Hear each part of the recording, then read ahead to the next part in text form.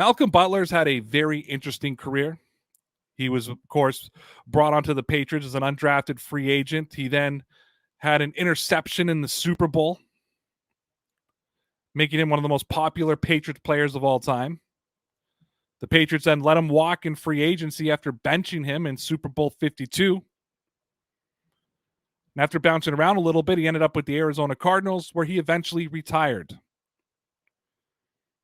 But according to Alex Chippin of The Score, the Cardinals have released Malcolm Butler from the retired list. And he wrote, quote, "The Arizona Cardinals have released former Pro Bowl cornerback Malcolm Butler from the retired list Thursday, relinquishing his rights in the event he returns to the NFL." That's according to ESPN's Field Yates.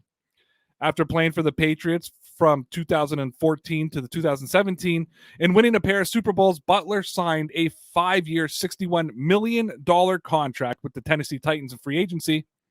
He pulled down 9 interceptions in 3 seasons before the Titans released him in 2001.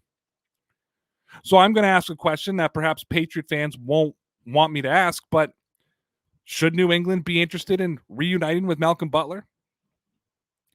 I think it's fair to say that the Patriots' number one need this offseason is their secondary, second being their middle linebacking position.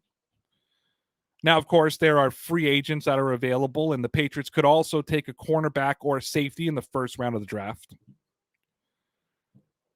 The Patriots moved on from Stephon Gilmore last year. J.C. Jackson moved into that number one role. Now, however, it should be important to point out that he is a unrestricted free agent, so New England will either have to franchise tag him or sign him. You got Jalen Mills and Jonathan Jones, very serviceable corners. Jalen Mills probably better as a safety. And then you have Adrian Phillips, who's a hybrid, and you have Kyle Duggar, who's a hybrid. Besides that, the Patriots are a little thin at the cornerback position.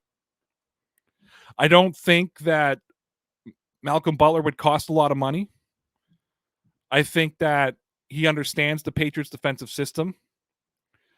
I think that he could be some veteran leadership in the locker room that the Patriots may lose if Devin McCourty doesn't return to the team. Now, he's not going to be the guy who Patriot fans believed he was going to be before he signed his big contract with the Tennessee Titans.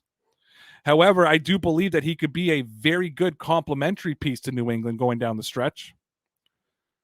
He doesn't even have to be the number 2. He could come in as the number 3 or the number 4. He could be depth. And he'd be better than a lot of the depth that the Patriots currently have on their roster.